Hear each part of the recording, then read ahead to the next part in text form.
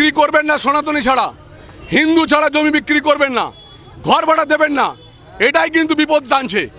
একদিন এরাই আপনার ঘরটা দখল করে নেবে। এটা কলকাতাতে 90% ঘর দখল এইভাবে হয়েছে। বাঁকুড়া জেলাতে কেউ না করে, এই পশ্চিমবঙ্গে যাতে কেউ না করে, সেটার জন্য একটা ব্যারিকেড দিতে করতে বললাম।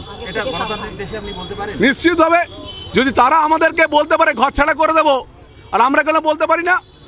আমি নিশ্চিতভাবে হিন্দুদের পক্ষে, আমি হিন্দুদের পক্ষে কথা বলবো। তার বংশ পরিচয় এবং পূর্বতন ইতিহাসটা খুঁজে বের করার জন্য সেও হতে পারে পাকিস্তানি, তার ইতিহাসটা বের করার জন্য অনুরোধ করবো। আমি অনুরোধ করবো ভারতীয় জনতা পার্টির সমস্ত কর্মীদেরকে, আমি এখানে ব্যবসায়ী বৃন্দকে অনুরোধ করবো যে চলুন আমরা সবাই রুখে দাঁড়াই। যারা পুলিশ কর্মী আছেন তাদেরকে অনুরোধ করবো, যারা ডিএম জেলা শাসক দপ্তরে কাজ করেন, অফিসার আছেন, যারা কর্মী আছেন, সবাইকে আমার অনুরোধ থাকবে যে চলুন না, আমাদের এখানকার ছেলে মেয়েরা অন্য রাজ্যে কাজ করতে যাচ্ছে, আর এখানে এসে দালালি করে বলছি তৃণমূল কংগ্রেস করি। চলুন না, আমরা আপনাদেরকে আহ্বান জানাচ্ছি, আসলে একসাথে ভারতীয় জনতা পার্টি করি, এই ভারতবর্ষকে বাঁচাই, এই বাংলাকে বাঁচাই। যারা বুঝতে এখনো পারছেন না, যারা ভাবছেন আপনি বাড়ি বানিয়েছেন ওই বাড়িতে থাকবেন না, ওখানে আপনাদের ওই পুলিশ হলে রোহিঙ্গারা এসে আপনার বাড়িতে থাকবে, আপনারা থাকতে পারবেন না, কারণ আপনার তো ছেলে মেয়ে তো বাইরে কাজ করতে যাবে, আর আপনি মারা গেলে ওই বাড়িটা দখল নেবে এরা। আমি তাই অনুরোধ করবো বাংলাদেশে যে সমস্ত রোহিঙ্গারা এসছে তাদেরকে জমি বিক্রি করবেন না। আমি অনুরোধ করবো সনাতনী ছাড়া কাউকে জমি বিক্রি করবেন না, সনাতনী ছাড়া কাউকে ঘর ভাড়া দেবেন না।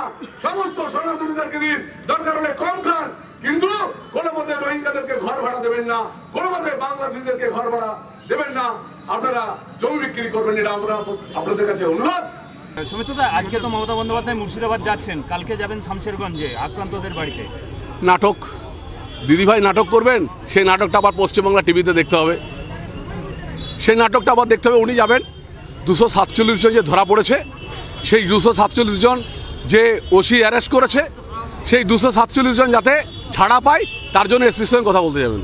আজকে স্কুল সার্ভিস কমিশনে যারা চাকরি হারিয়েছিলেন, সেই 26,000-এর চাকরির ফেরতের দাবিতে আজকে সুপ্রিম কোর্টে আবার যাচ্ছে রাজ্য। দেখুন, আমি একটা কথা বলবো, 26,000-এর মধ্যে তো যে দুর্নীতিগুলো আছে তাদের চাকরি চলে যাক, বাকি যারা স্বচ্ছ তাদের চাকরি থাকুক। আমি প্রথম থেকে এটা বলেছি যে দুর্নীতিগ্রস্ত যেগুলো হয়েছে সেগুলো যাক, কিন্তু যাদের চাকরিটা অরিজিনাল মেধাবী ছাত্রী তাদের চাকরি থাকুক।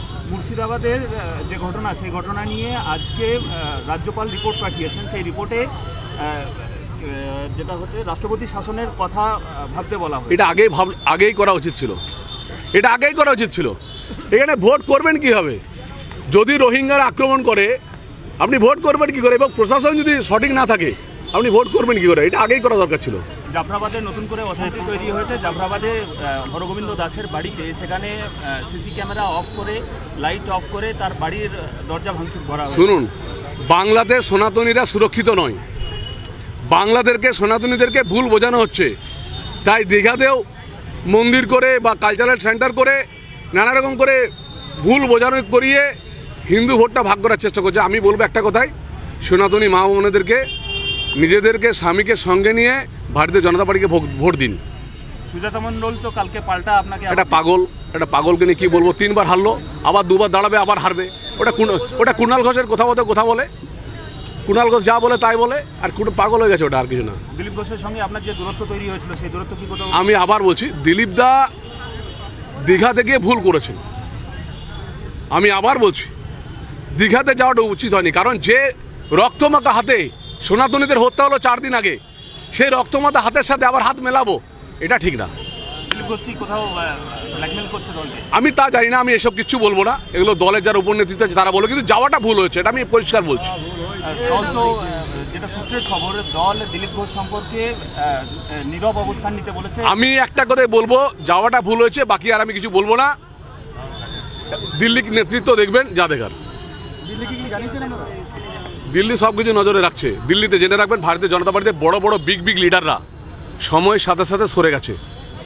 ভারতীয় জনতা পার্টি এমন একটা পার্টি, প্রথমে দেখে, খোঁজ করে, অনুসন্ধান করে, সঠিকভাবে দেখে তারপর ঠিক তাকে বিদায় দেয়। আরে ওই তো বললাম, রেজাউল যে ভারতীয়, আমার তো সেটাই সন্দেহ হচ্ছে। নাহলে বলে কি করে যে বিজেপিদেরকে ঘর ছাড়া করবো? তা নয়, রেজাউল মাত্র 4%। সমস্ত হিন্দুদেরকে ঘর ছাড়া করার জন্য যা বার্তা দিচ্ছে, এটা অ্যাকচুয়ালি আমার মনে হয় রেজাউলের পূর্বপুরুষরা বাংলাদেশের থেকে এসছে, কই নিয়ে মনে হয় পাকিস্তানে হতে পারে। সেটাই পুলিশকে বলবো যে আপনি এটা তদন্ত করে দেখুন।